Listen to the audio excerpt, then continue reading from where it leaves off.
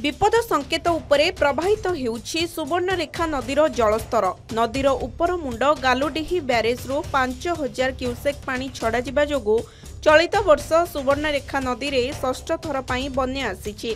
राजघाट ठारे विपद संकेत 10.36 थिबा बेले सकाळ 6टा सुधा जलस्तर वृद्धि पाई 10.96 मीटर रे प्रवाहित हेउछि। राजघाट ठारे विपद संकेत 10.36 थिबा बेले सकाळ 6टा सुधा जलस्तर वृद्धि पाई 10.96 मीटर रे प्रवाहित हेउछि। षष्ठ थर बन्या आसिबा जोगु बालियापाଳ ब्लॉक रो 8टी पंचायतर 40 रु ऊर्ध्व गाँ, जलेश्वर ब्लॉक रो 6टी पंचायतर 30 गाँ एवं भोगराई ब्लॉक रो 9टी पंचायतर 50 रु ऊर्ध्व गाँ पानी घेରରେ रहिछि।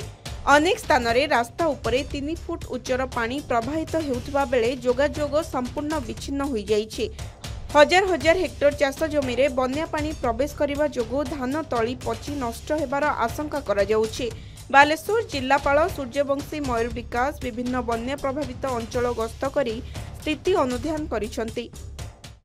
जेहेतु आमर ये 6 बन्या सबू टाइम रे लोकंकर जो बन्या रे जो भी असुविधा होउची ताको नजरअंदाज माने ताको देखिकी नेक्स्ट यार आमर प्लानिंग होउची। लास्ट टाइम आम जो बोट रखीलु ताठारु ये थरे बेसी और 3-4टा बोट आम बढ़ाई देचु।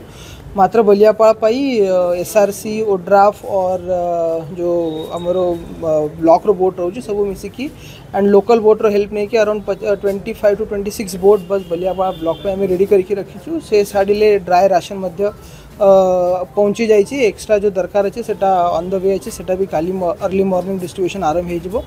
तेबे एबे लगाण वर्षा रे ओडिशा रे प्राय स्थान जलबंदी होई रहितबा बेले एभली परिस्थितिर मुकाबिला करिबाकू समस्ते सरकार को सहायता लोड़ीछंती।